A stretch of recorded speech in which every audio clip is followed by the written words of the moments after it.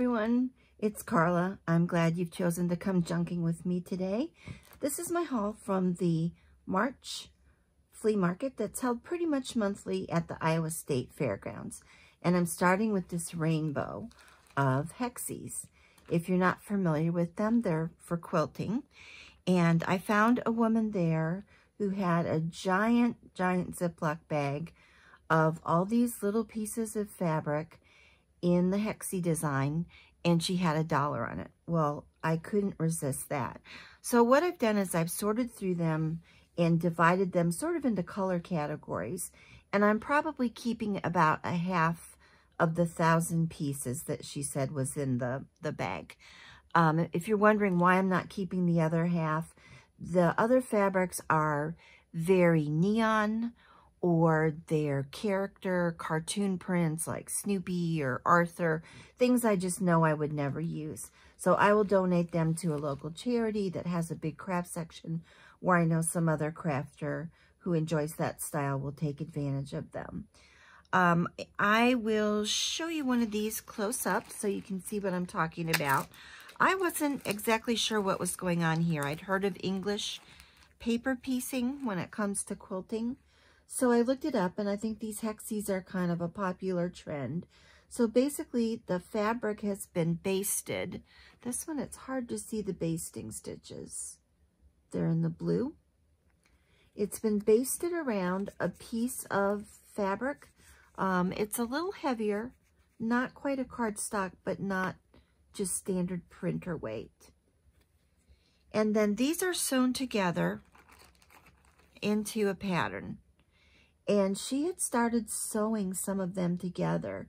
And oh my gosh, they were the tiniest, finest little invisible stitches. And I did take a few apart because there were some Hexies I wanted that were in a group that I didn't want. And boy, it was hard to unpick her stitching. It was gorgeous. It was so fine. So once you have them stitched, apparently you pull your basting threads and you work the paper out, and then you have like a quilt top. So how I plan to use these is probably just putting a few together on a journal page. I think in a floral journal, some of these would be beautiful. I always like red, white, and blue in patriotic 4th of July, Americana style journals. Some of the blue might be good in a nautical or ocean journal. It just kind of depends. I think it could be used in a lot of different kinds of journals. So I was excited to get these, and I will definitely show you what I'm doing with them in the future.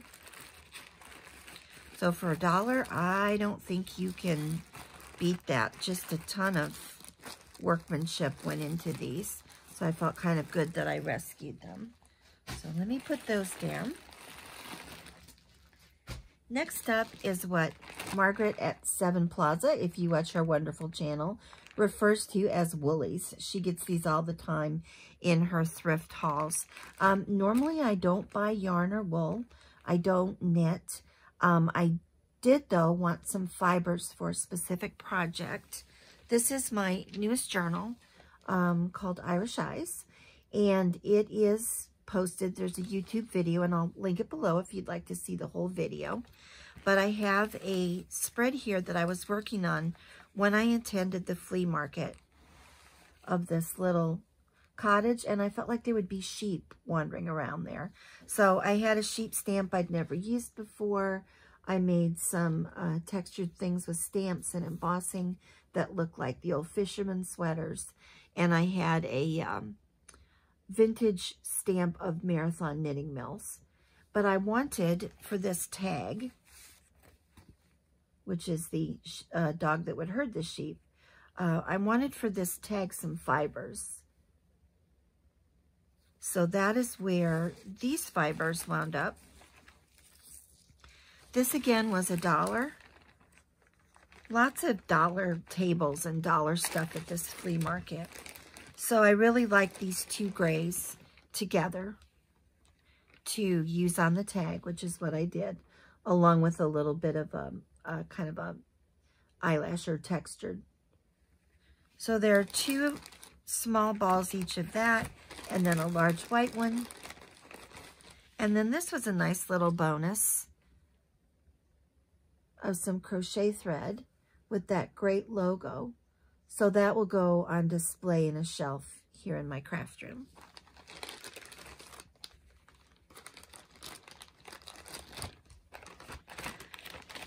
The next item is something I was very excited to find. I'd never seen these before in the wild in all my years of crafting and junk hunting and all of that, and that is telegrams. Western Union, love the graphics on the top. I found 2 of them. Excuse me. Allergies, I'll tell you. It's great. Got all the little message pasted on there. They're for the birth of a child. And this one says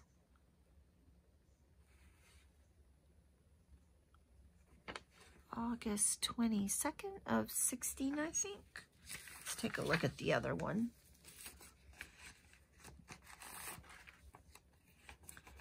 This one's the fancier one with the illustration at the top.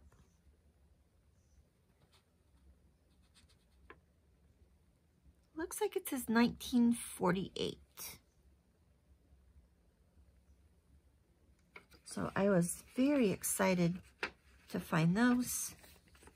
And I don't think they were more than $1 each. I think it was a little dollar section that one of the gentlemen had. So, like I said, nothing I'd ever seen before out in the wild. I did pick up some buttons. Just this little card. There's one woman who always has a great selection of buttons and button cards. I am working on what I call a masculine journal. I've showed before the old salesman sample books of wool for overcoats, and it's going to be a man's journal. So I thought that would be perfect for that. And then also at her booth, I found this little ruler, and I just love Des Moines, Iowa memorabilia, especially related to things like buttons and fabric and typography, the things I'm interested in. So this was the Iowa Button and Plating Company in Des Moines, Iowa. And I love on the back that they list everything they have in this typeface. And it is so much stuff that we love. Picot edging, hem stitching, art goods, embroidering, scalloping, buttonholes, eyelets, pinking, ruching, beads, braiding, felt letters, and monograms. I would like to thrift all of those, please. So love this little ruler. This was more of a splurge. This was not a dollar table item, but I really wanted it. And I looked up this plating. I think of that as braiding something, but they were using it like pleating, like putting, you know, the pleats in the fabric with a machine.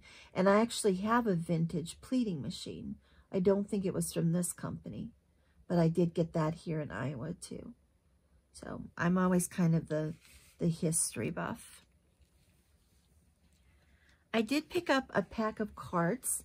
I picked them up for the green background.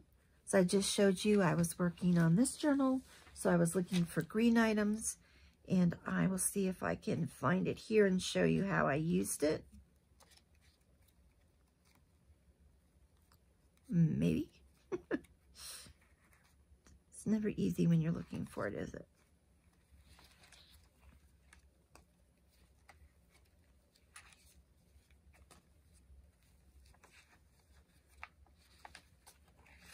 Like I said, I will link this below if you'd like to see the full flip through, which you're practically getting here as I search for this. There we go. So on this page, I just took the plain card and I did some seam binding and one of my favorite little lace trims. And I just have kind of a mottled paper on the back that kind of looks like tea dye. I believe it's kind of a parchment paper I have, to just make a small, sweet little journaling spot. The cards are actually not playing cards, but it's a game of authors. So they are quite interesting on the other side. I like these little sort of silhouettes up there in the corner. None of these authors are ones that I'm particularly drawn to especially. Not a lot of women in here.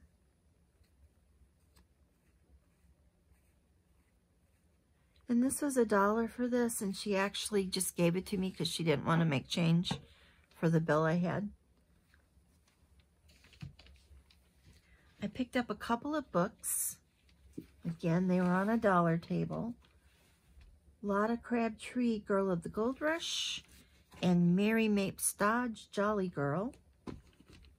And let's see when these are from. They are library books, so I get the bonus of a library card in there.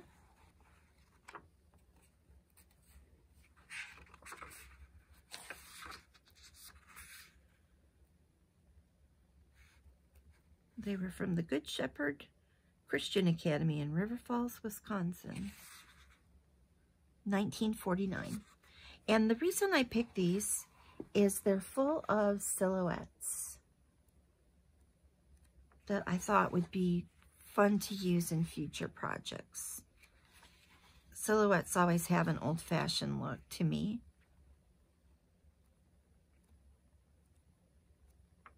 So there are no color illustrations, everything's just these silhouette styles.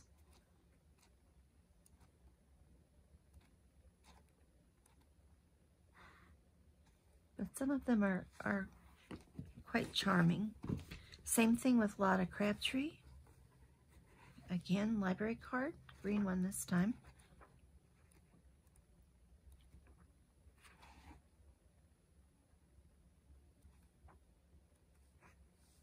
There are also some passages about sewing that I might want to use in a book. I think this is my favorite one of all. When I saw that, I thought, yep, buying this book. And there are quite a few silhouettes. So those are the 2 books that I picked up.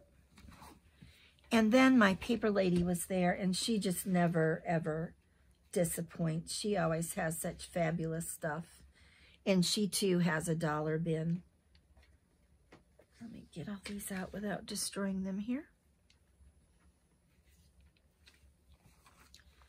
This is just absolutely stunning. I mean, how can you beat that for $1?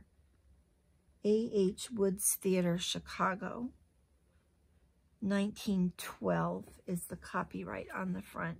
The colors in this art, just absolutely gorgeous after all these years. So pretty. And the ads inside are just, again, look at the color on that. And the ads in here are just fabulous. I mean, when I was digging through she has like a trunk of dollar stuff, like a big old, excuse me, kind of suitcase trunk. And I just like pounced on this when I saw it. And, you know, for the cover alone, I would pay $1. And then when I looked through it, it was just amazing. All the different ads. And if I want to keep this complete, I can always scan them. Pretty fancy for a stove.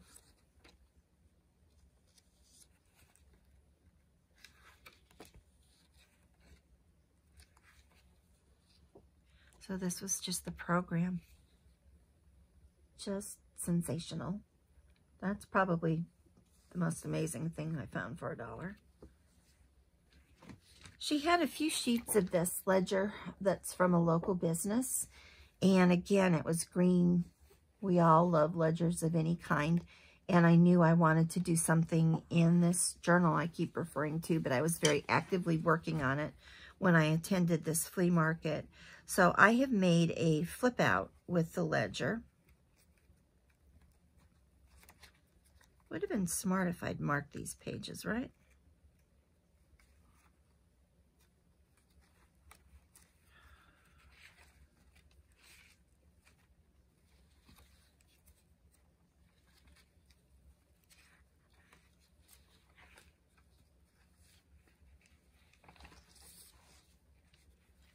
So here's the ledger.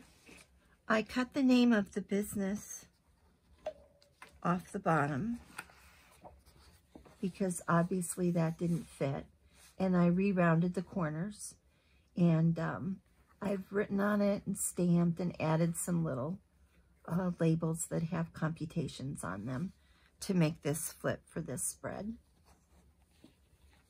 So a lot of stuff I bought immediately went into use this time. So it was a little, I don't know, 5 or 6 of these, I guess, for $1 again.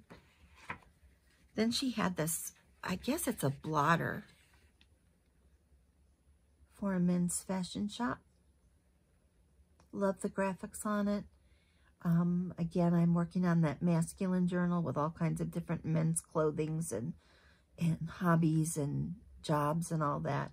So this will be great for that. And if I don't like the coloration, I will scan it and take the pink background out. Then I found these 2 little sort of social engagement things. This is a little dance card, and I have never owned a dance card. I've tried to recreate them, so I was excited to find this. This one isn't printed inside. She's just got paper, and she's made notations. I'm thinking maybe F is Foxtrot and W is Waltz. I'm not sure what O would be. Very pretty. And this found its way into this journal immediately. Just goes right here. And I thought the black went great with this hummingbird pocket that I'd already put on there. And then I found this little lady. She's a place card for a table. She actually has an easel and stands up. Whoops. Lay her down flat. Well, maybe she stands up. She probably used to stand up when she had a little more stiffness. But what I thought was so interesting is that this says Mrs. Bright. And I had found this little item at a thrift shop, and it says Mr. Wright. So I was just wondering, do you think there's any chance that it's the same Mr. and Mrs. Wright? They were both found here in Des Moines, so it's a possibility. If it is, they had a pretty good social life, went to some nice parties. So that is all I have for you today. I'm using the hashtags Thrifty Thursday, which is hosted by Sheree at Turquoise Dreaming, and Thrifted Treasures, which is hosted by Dale at Not Too Shabby Chic. I'll link them below. Check out their channels. If you like haul videos and flip-throughs, give me a subscribe. It will really help my little channel grow. Of course, I love hearing your comments, and likes are helpful for growth too. So I will see you next month for the April flea market haul. Bye.